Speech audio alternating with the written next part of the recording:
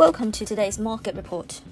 Stock indices held losses on Wednesday after the Federal Reserve released minutes from its last meeting, showing details of the central bank's balance sheet runoff, while the US dollar index hit its highest since late last May. The US 2-year Treasury yield touched a session low after the minutes, while the 2-year 10-year yield curve edged up to its steepest of the session. Wall Street stocks briefly paired losses, then turned to where they were before the minutes. The Nasdaq was down more than 2%, leading declines among the major indices. People are reading it and realizing it's not really a change in stance.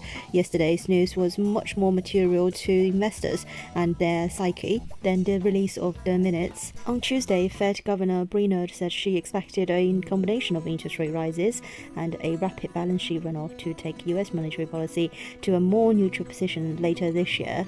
According to minutes of the 15th to 16th March policy meeting, Fed officials generally agreed last month to trim $60 billion per month from the U.S. Central Bank's Treasury holdings and $35 billion from holdings of mortgage-backed securities, with amounts phased in over a period of 3 months or modestly longer.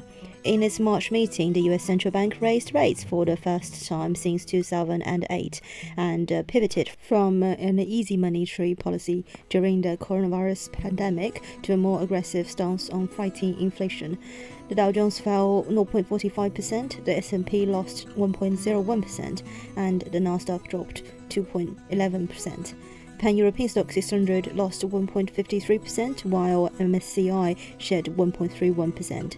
GBP was the strongest currency immediately after the release of the Fed minutes, popping to 131.07 before dropping to post-minutes lows of 130.56 when the US dollar finally broke to the upside. Some market commentators have started to speculate that the BOE may think twice about hiking interest rates beyond May. The euro-dollar pair trades below 109, while Aussie dollar was at 0.75, dollar CAD trading at 125. This is today's market news. Thanks for listening. We'll see you next time.